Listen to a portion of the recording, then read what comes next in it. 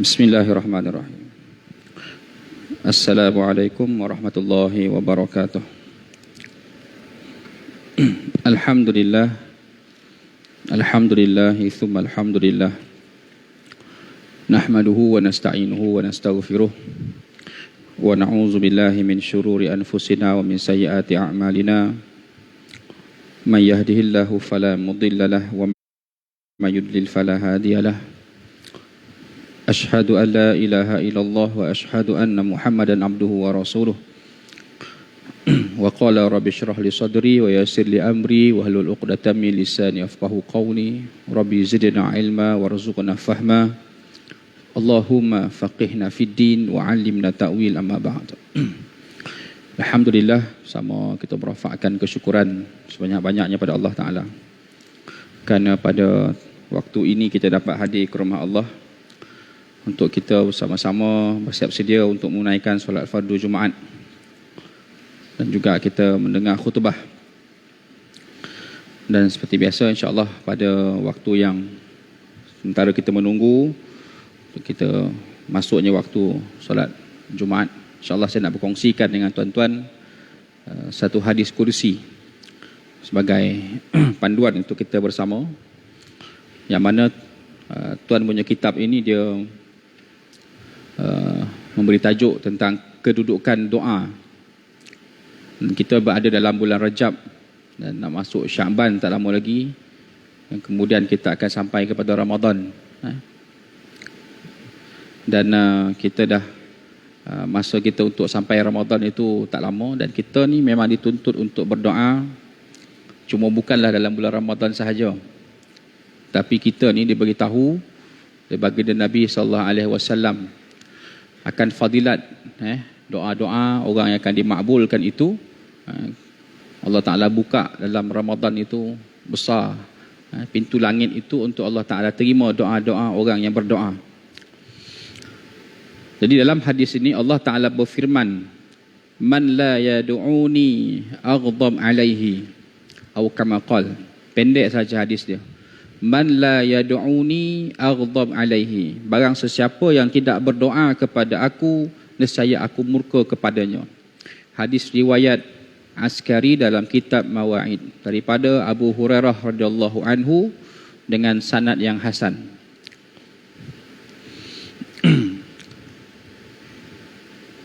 Dari segi makna asal ataupun makna secara zahirnya, kita faham bahawa Allah Subhanahu Wa Taala memang memerintahkan kita berdoa. Allah Taala sebut wa qala rabbukum ud'uni astajib lakum. Wa qala, Allah Taala berkata, katakanlah, ud'uni, mohonlah, doalah kepada aku, astajib lakum, aku akan kabulkan. Jadi secara asasnya memang Allah Subhanahu Wa Taala mengarahkan kita untuk berdoa. Doa itu meminta sesuatu, menyeru, memohon, mengharap sesuatu daripada Allah Taala yang Maha Mencipta.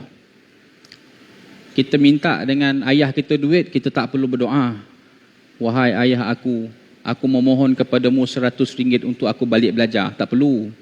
Jumpa abah-abah minta RM10 nak beli air. Itu minta. Minta yang tak perlukan pengharapan seperti mana pengharapan kepada Tuhan. Jarang ayah tak bagi anak duit, jarang mak tak bagi anak duit. Melainkan mak ayah tak ada duit. Tetapi yang kita minta ini yang Maha Memberi. Tuhan yang Maha Memberi. Jadi kita minta sesuatu itu dan dia bukan berbentuk materialistik. Yang kita minta itu jauh ke depan. Yang kita minta itu alamnya berbeza. Kita minta nak masuk syurga, kan? Kita minta nak masuk syurga. Kita bukan minta syurga kat dunia ni. Kita minta syurganya di akhirat besok. Jauh kita minta tu. Tapi kita minta sekarang. Sebelum kahwin kita minta, ya Allah, kau tentukanlah aku jodoh yang baik. Tak nampak siapa jodoh tu. Tapi jauh. Allah Ta'ala kabulkan tak? Sampai pada waktu tempohnya Allah Ta'ala beri. Kita minta cita-cita. Anak-anak muda bercita-cita, saya nak jadi sekian. Minta kepada Allah Ta'ala, ya Allah, kau permudahkan urusan aku. Kita minta jauh. Bukan sama seperti kita minta dengan manusia. Kita minta dengan orang. Dan manusia itu pula bukan sifat dia ataupun dengan dia punya kelebihan boleh mengkabulkan doa. Tidak. Kalau dia ada, dia bagi. Kalau dia tak ada, dia tak boleh bagi. Sedangkan Allah Ta'ala ni, dia ada segala-galanya. Dia ada segala-galanya. Disebut dalam kitab ini bahawa dalam Al-Quran itu terdapat 203 ayat yang menyebut tentang doa. Yang artinya berbagai-bagai. Ada di antaranya makna doa itu ibadat. Ada maknanya memanggil. Ada maknanya memohon. Ada maknanya memuji. Contohnya, Udu'u ila sabili rabbika bil hikmah. Dan serulah ke jalan Tuhan kamu itu dengan hikmah. Jadi perkataan doa kat situ maksudnya Udu'u, seru. Jadi itu antara kalimah-kalimah tentang doa yang disebut. Disebut di sini juga berdoa ialah satu keperluan rohani yang diperlukan oleh manusia dalam kehidupan ini. Lebih-lebih lagi apabila ditimpa kesusahan. Lebih-lebih lagi apabila ditimpa kesusahan. Apabila ditimpa dengan musibah. Apabila ditimpa dengan satu kesulitan ataupun malapetaka. Itu doa. Ada ulama yang mengibaratkan doa itu seperti ubat untuk mengubati penyakit rohani.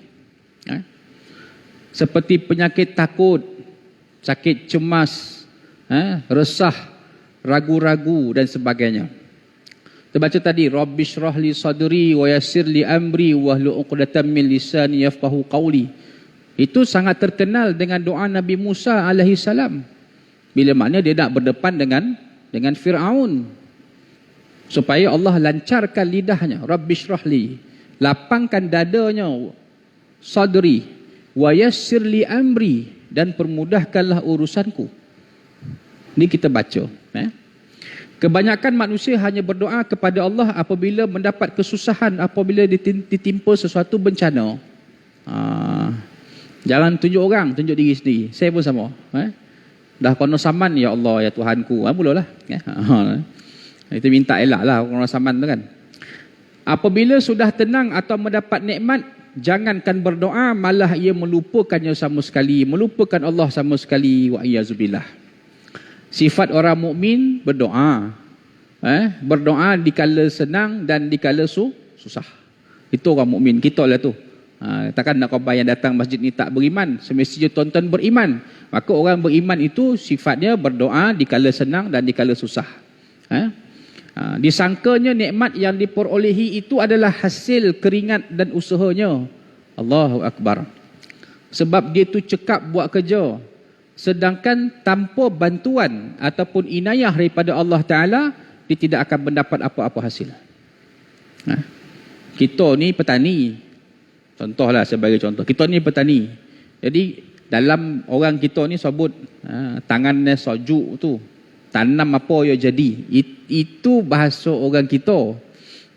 Tapi bukan masalah sojuk tangan tu. Tapi kerana Allah Ta'ala beri hidup apa tu. Tumbuhan yang dia tanam tu Allah Ta'ala beri hidup. Dia tanam sawit jadi, tanam kangkung jadi, tanam sawi jadi. Kerana Allah Ta'ala beri. Jadi bila Allah Ta'ala beri, ditambah pula dengan dia meminta, wahai ya Allah, kau suburkanlah tanaman aku ini. Allah Ta'ala beri. Ada pun orang yang sombong tadi, orang yang tidak mahu berdoa, dia rasa tangan dia itu adalah kelebihan yang dia ada, bukan datang daripada Allah Ta'ala, tapi daripada diri sendiri. Satu hari Allah ambil tangan dia, tuan-tuan. Lalu apa kata dia?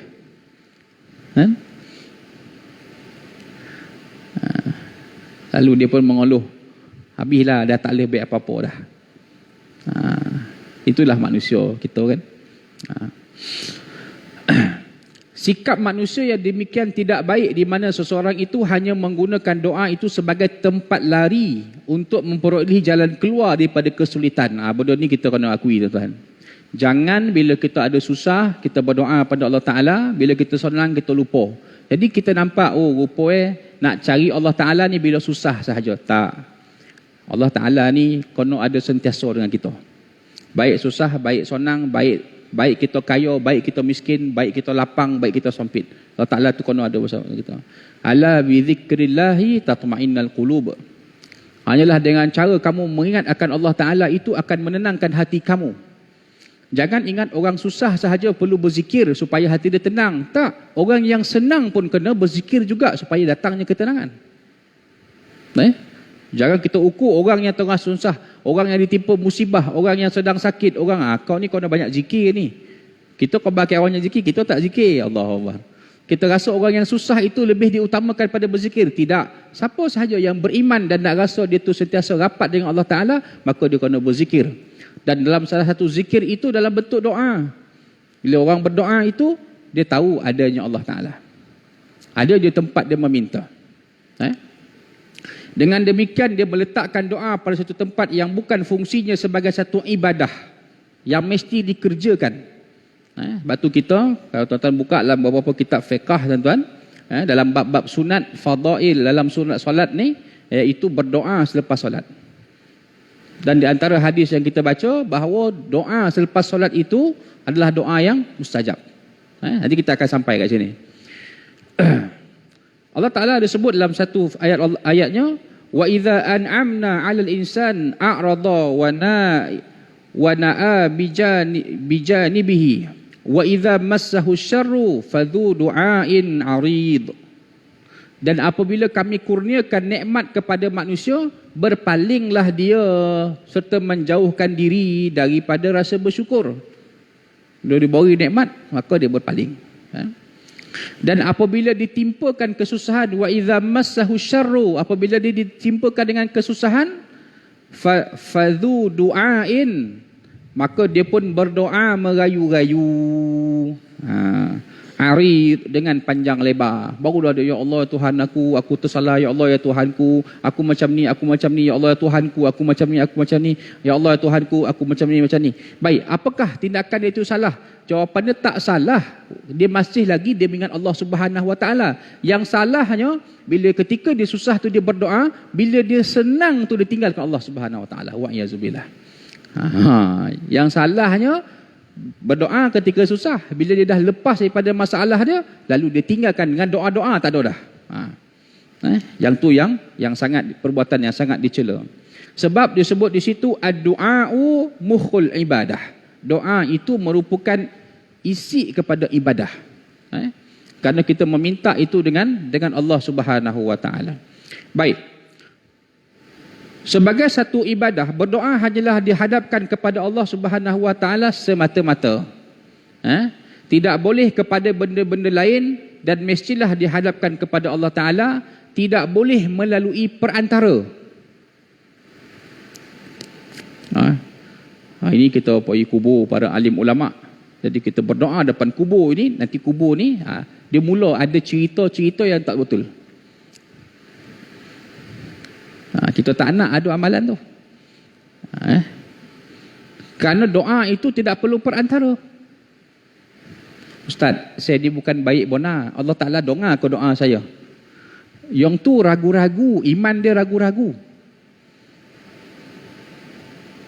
Tuan-tuan baik ke, tuan-tuan jahat ke, tuan-tuan banyak dosa ke, tuan-tuan sikit dosa ke, tuan-tuan rasa tuan-tuan ni jahat bandingan orang depan rumah ke, depan kiri rumah. Tuan-tuan nak minta dengan Allah Ta'ala, jangan minta ada perantara. Dan kadang-kadang tuan-tuan membuatkan perantara tu perasan. Lahir bahaya. Tuan-tuan membuatkan orang yang jadi perantara tu perasan. Ustaz, saya nak minta tolong Ustaz. Saya tahu doa Ustaz mustajab. Siapa kita nak baca doa Ustaz tu mustajab? Belum tentu lagi. Sedangkan yang berdoa itulah boleh minta terus dengan Allah Subhanahu Wa Taala. Ya Allah ya Tuhanku, aku tahu aku ni hina di sisimu ya Allah. Tak apa, tak ada masalah. Saudara diri. Yang bahaya doa pun tak nak. Doa tak nak, diri tak sedar. Biarlah kita sedar diri yang kita ni hina di sisi Allah Ta'ala. Biarlah kita sedar kita ni ada dosa yang kita buat lebih baik. Dan kita tahu bahawa Allah Ta'ala itu maha mendengar. Dan Allah Ta'ala itu dia boleh beri. Dan kita yakin satu hari nanti Allah Ta'ala akan keluarkan aku daripada masalah ini. Kalau dia ahli maksiat, Lalu dia berdoa, ya Allah, aku tahu aku ahli maksiat. Aku minta engkau tunjukkan aku jalan untuk aku keluar. Inilah tanda ahli maksiat yang akhirnya natijahnya baik. Tapi kalau dia ahli maksiat, ya Allah Tuhanku, bagilah aku ni harta ni dengan cara macam ni, dengan cara macam ni. Itu kalau dia berdoa. Bahkan dia gunakan cara lain. Dia tak ingat pun akan Allah Subhanahu Wa Taala. Maka itu menyebabkan dia jauh pada Allah Taala. Baik. Tidak boleh ada orang perantara. Tidak pula dimestikan dalam bahasa Arab.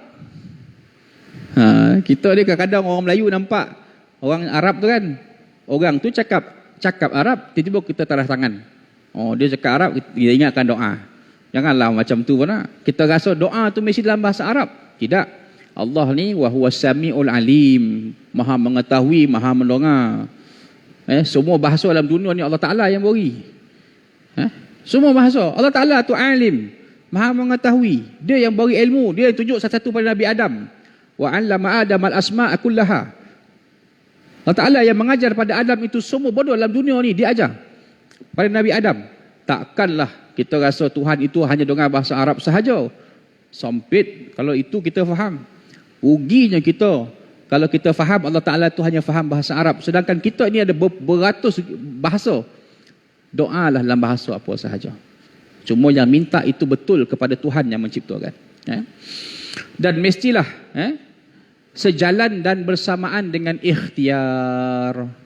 Orang tadi ahli maksiat, dia minta dia keluar daripada maksiat. Dia mesti ada ikhtiar untuk keluar daripada maksiat. Dia doa, tapi tak keluar pun, tak ada usaha pun. Maka dia akan kekal di situ. Mungkin satu hari nanti baru keluar. Kalau ada ikhtiar untuk keluar daripada maksiat. Samalah saya pun dan tuan-tuan juga. Kalau ada ikhtiar. Kita berdoa tu minta ada ikhtiar. Sama dengan orang yang bertani tadi. Ya Allah, ya Tuhanku, kau suburkanlah tanaman aku. Dia tanam pun tidak. Macam mana nak subur? Tak boleh. Dia dah ambil dah tanah, dia dah bubuh baju, dia dah siram, dia kata ya Allah, Maha Suci Allah, ini semua makhluk Engkau ya Allah. Engkau bagilah mereka ini hidup. Mudah-mudahan ada manfaat untuk aku di dunia ni. Alhamdulillah. Tuan-tuan yang ada pencen ni, ada tanah, ada ladang durian, kebun sawit, kebun apa kan. Jangan rundingkan baju dia. Kita pakai baju siam ni, besok gomok deh. Tuan-tuan, sambil-sambil gonjih baju tu tuan-tuan. Sabutlah ya Allah. Ya Allah ya Tuhanku, Engkau yang menghidupkan, wa anta yuhyi wa yumit. Engkau menghidupkan dan mematikan. Ya Allah, bagilah, suburkanlah tanaman-tanaman ini ya Allah. Mudah-mudahan bermanfaat untuk aku. Ya tu. Tuan-tuan yang kerja makan gaji lagi, ya Allah, aku keluar rumah ni ya Allah. Mudah-mudahan urusan aku ini dapat membantu untuk aku. Adalah rezeki ini untuk aku dan juga anak-anak aku dan juga isteri aku. Ya Allah Tuhanku, aku keluar rumah cari sumber pendapatan ni ya Allah. Mudah-mudahan dengan duit yang aku dapat ini aku boleh buat amal kebaikan. Itulah doa. Kalau tuan-tuan tanya, Ustaz terjemahkan dalam bahasa Arab, jongkeh kan nak terjemah satu. Biarlah bodoh tu lafaz daripada mulut kita yang ikhlas. Baik. Adapun adab berdoa, dia ada beberapa adab. Yang pertama, berdasarkan pandangan Imam Ghazali ni, adab dia. Yang pertama, dilakukan pada waktu yang mulia seperti hari Arafah, bulan Ramadan, waktu sahur dan hari Jumaat. Ini disebut sebagai ada waktu khusus yang memang doa-doa itu dibaca dengan, dan dia adalah doa yang mustajab. Dua, dilakukan dalam keadaan yang tenang. Waktu sujud, ketika hati tenang, ketika bersih daripada gangguan. Macam tadi kita tengah bercucuk tanam tadi kan. Kita tengah tenang tu, kita tengah seronok buat kerja, lalu terpacul daripada mulut itu adalah doa yang mengagungkan Allah Subhanahu Wa Taala. Walaupun ada kata kena berwuduk, tidak. Wuduk ke tidak ke itu cerita nombor dua. Tapi yang kita minta itu dengan Allah Taala. Tiga, menghadap ke arah kiblat dan mengangkat tangan. Ini bagi orang yang duduk. Ya Allah Tuhanku, nampak tahu arah kiblat. Tuan-tuan sekarang ni arah kiblat. Ya Allah Tuhanku, angkat tangan, atas tangan. Empat, merendahkan suara sekadar dapat didengar sendiri atau orang yang di sisinya. Habis itu macam mana lah imam pakai mikrofon ni? Tak apalah sebab jemaah ni sampai ujung. Jadi kau nak pakai mikrofon. Lima, menggunakan bahasa yang sederhana yang menunjukkan kerendahan hati. Ya Allah Tuhanku, aku ni hamba yang lemah. Ya Allah ya Tuhanku, aku ni hamba yang sentiasa melakukan kesilapan. Ya Allah ya Tuhanku, aku tahu aku ini banyak melakukan dosa-dosa, tapi aku yakin Engkau lah yang Maha mengampunkan dosa. Gitu. Lagi. 6, merendahkan diri dan menundukkan hati, khusyuk, minta Allah Ta'ala tu, yakin Allah Ta'ala tu Maha mendengar. 7, meyakini doa pasti dikabulkan Allah, tidak kecewa atau gelisah apabila doanya belum dikabulkan. Kita berdoa, ya Allah Tuhanku, anak aku nak peso tahun ni, ya Allah Kau bagilah dia semua A, tiba-tiba dapat semua B. Sudah, ini makna yang Allah Ta'ala tak doa dan salah itu. Bukan Allah Ta'ala tak doa. Lepas tu kita kena ada belajar sifat khauf, raja, rasa takut, kemudian ada rasa pengharapan. Bila ada rasa tu, baru kita tahu. Kita minta itu, bila tuan-tuan minta, ya Allah Tuhanku, anak aku ni PSO tahun ni, biar dia semua A. Saya nak tanya, tuan-tuan nak suruh Allah Ta'ala bagi semua A ke? Allah Ta'ala nak, tuan-tuan nak minta dengan Allah Ta'ala supaya anak aku berjaya? Kalau tuan-tuan minta, maknanya belum tentu lagi Allah Ta'ala akan bagi seperti yang kita minta. Dan kalau kita paksa Tuhan pun untuk bagi semua A, belum tentu Tuhan akan ikut apa yang kita paksa. Yang ramai paksa. Itu kadang tak ada adab dengan Tuhan tu. Kita minta tu mana bukan paksa Tuhan. Maknanya dia dah minta ni, confirm ni. Confirm anak dia 10A. Tak boleh. Tanya juga anak ni. Kita doa, anak ni belajar tidak? Macam mana dia dapat 10A? Itu contoh. Contoh. 8. Mengulangi doanya sehingga 3 kali dengan penuh yakin. Benda ni ada dilakukan oleh Nabi sallallahu alaihi wasallam. Nabi kadang-kadang doa-doa yang bagus itu diulang sampai 2-3 kali. 9. Memulakan doa dengan menyebut nama Allah Subhanahu wa taala ataupun alhamdulillah dan selawat ke atas Nabi. Betul, biasa kita doa, imam baca biasa alhamdulillahirabbil alamin wassalatu wassalamu ala asyrafil. Itu antara permulaan-permulaan doa yang memang dituntut dan digariskan oleh Imam Ghazali. Dan yang ke-10 dia kata melaksanakan adab batin supaya diperkenankan doanya, iaitu melakukan taubat sebelum berdoa, menghadapkan diri sepenuhnya kepada Allah, jaga makan minum daripada sumber yang halal. Kan ada satu doa panjang tu kan, ada satu orang iaitu badannya habis kusut masai semua, lalu dia sampai di tengah padang pasir itu, dia berdoa pada Allah Ta'ala, Ya Rab, Ya Rab. Lalu dia kata, macam mana doa dia hendak dikabulkan sedangkan makanannya haram, pakaiannya haram. Jadi kita mintalah, jauhkanlah daripada makan benda-benda haram ini. Besar kemungkinan berdoa yang tidak dikabulkan itu kerana tidak memenuhi syarat doa atau menyalahi tata tertib atau ada hikmah lain yang hanya diketahui Allah Subhanahu wa taala. Jadi jangan menyalahkan Allah bila doa kita tak dimakbulkan. Ada hikmah yang lain ataupun datang daripada diri kita kerana adanya perkara yang menyebabkan Allah Taala menolak doa kita. Di antaranya tadi disebut adanya perkara-perkara haram yang kita makan. Makannya haram, pakaiannya haram, benda-benda yang dibuat. Baik. Dalam beberapa hadis diterangkan secara konkret tentang orang-orang yang dikabulkan doanya. Tengok. Orang-orang yang Allah Ta'ala kabulkan doa. Satu, iaitu ibu bapa. Untung jadi mak ayah ni. Ibu bapa untuk kebaikan dan keselamatan anak-anaknya. Lebih-lebih lagi ibu. Sering sekali seorang ibu melontarkan kata-kata yang bernada doa, mendoakan kecelakaan buat anak-anak sehingga mengakibatkan keburukan kepada anak-anak. Wa iyazubillah. Dalam budaya kita ni ada satu kisah, iaitu tanggang. Kalau di Indonesia tu apa nama Mak Malim Kundang, saya tak ingat lah. Mak doa, ya Allah jadikanlah anak aku sumpah jadi. Jadi itu gambaran dalam hikayat kisah orang-orang terdahulu mungkinlah bagi dia nak mendidik anak-anak ketika itu. Jangan sampai mak kau doa benda tak elok. Walaupun kita pernah dibawakan kisah seorang sahabat Nabi Al-Qamah kan. Walaupun kisah itu pun ada dibahaskan juga dalam pada waktu yang baru-baru ini dibahaskan tentang kesahihan hadis itu, kisah itu, tapi itu di antara kisah yang disampaikan pada kita tentang keadaan doa tersebut. Kedua, orang yang berpuasa di waktu akan berbuka. Ni nak dekat Ramadan ni. Adalah sebahagian tuan-tuan yang berpuasa Rajab dah sudah, Syaban pula nak puasa ni, nak puasa Ramadan. 3, ketua negara yang adil, didasarkan kepada pengorbanan dan kebahagiaan dan kemakmuran rakyat. Memang pemimpin yang adil, lalu dia berdoa. 4, orang yang teraniaya, mazlum, dan segala bentuk kezaliman. Nombor 5, musafir dengan niat untuk tujuan baik. Ni anak-anak belajar universiti ni, yang belajar kat Johor, duk ni 9 belajar Johor, belajar Terengganu. Tuan-tuan anak ni belajar kat luar ni semua ni doa makbul. Sebelum keluar tu, ya Allah, aku keluar ni tuntut ilmu, pastikan aku ni di jalan yang betul. Jauhkan aku daripada maksiat, jauhkan aku daripada cubaan-cubaan yang akan menyesatkan aku. Tu. Jadi ayah-ayah yang ada dalam ni bagi tahu ke anak-anak yang belajar kat luar ni, kamu keluar ni musafir ni, besar fadilat dia. Musafir talibul ilmi, sambung belajar ni, besar pahala dia.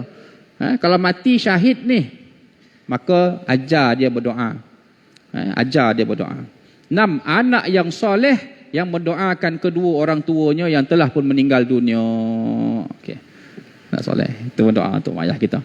Sebagai penutup, tuan-tuan, saya bawakan satu hadis di sini. An Abi Hurairah radhiyallahu anhu anna Rasulullah sallallahu alaihi wasallam qala yanzilu rabbuna tabaraka wa ta'ala kulla lailatin ila as-sama'i dunya hina yabqa thuluthul lail akhir fayaqulu man yad'uni fa'astajiba lahu man yas'aluni fa'utiyahu man yastaghfiruni fa'aghfir lahu, atau kama qala. Daripada Abu Hurairah radhiyallahu anhu bahawasanya Nabi sallallahu alaihi wasallam bersabda, Allah turun, yanzilu rabbuna, Tuhan kami turun pada setiap malam, kulla lailatin ila sama'i dunya. Tuhan kita turun di langit itu sampai ke langit dunia itu pada waktu, kata, setiap waktu 1/3 terakhir waktu malam. Lalu Allah Ta'ala berfirman, siapa yang memohon kepada aku, aku akan perkenankan. Siapa yang berdoa kepada aku ketika itu, aku akan perkenankan. Astajibu lahu fa astajiba lahu man yas'aluni fa'utiyahu. Barang siapa yang meminta sesuatu kepada aku, aku akan memberi kepadanya. Dan barang siapa yang meminta ampun kepada aku akan mengampunkannya. Allahu Akbar. Sebab tu orang-orang soleh ni, dia memang ambil waktu malam, hujung pada waktu malam itu memang untuk dia berdoa pada Allah Subhanahu Wa Taala. Tuan-tuan jangan bahas langit dunia tu, jangan bincang lah langit dunia tu kat mana. Nak cerita Allah Ta'ala tu dokek dengan orang yang berdoa ketika itu. Jadi kalau faham hadis tu, dia takkan bincang langit dunia kat mana. Jangan tanya Ustaz, langit dunia mana? Mana dia gabar kan? Yang kita faham, Allah Ta'ala tu rapat dokek dengan orang-orang yang berdoa ketika itu. Jadi kalau tuan-tuan memang ada amalan tersebut, teruskan. Tuan-tuan memang orang yang boleh bangun dan memang cari waktu tu untuk berdoa. Sebab kita tahu kita ni ada masalah dosa kita sendiri. Kadang-kadang kita ni amalan tak cukup, lalu kita bangun, ya Allah Tuhanku, kita minta berdoa. Jadi sekadar tu tuan-tuan, mudah-mudahan kedudukan doa ni memang sangat penting pada kita, dan mudah-mudahan dia menjadi satu amalan kita. Dan benda ni memang banyak dituntut. Dan sedangkan dalam Quran itu ada banyak sangat doa. Rabbana zalamna, Rabbana hablana min azwajina wa dhurriyyatina, Rabbana srif anna azab jahannam. Itu semua doa-doa yang tuan-tuan boleh ambil daripada Quran, tuan-tuan boleh baca. Dan kita minta kepada Allah Subhanahu Wa Taala. Sekadar itu dulu, mudah-mudahan ada manfaat, ada fadilat, insya-Allah. Pada masa akan datang kita akan berkongsi, dan insya-Allah pada tuan-tuan kita akan berhadapan dengan Ramadan tak lama lagi, lebih kurang 40 hari lagi, insya-Allah. Mudah-mudahan kita sampai kepadanya. Wallahu alam, aqulu qouli hadza, astaghfirullahal azim li wa lakum, wa billahi taufiq wal hidayah. Assalamualaikum warahmatullahi wabarakatuh.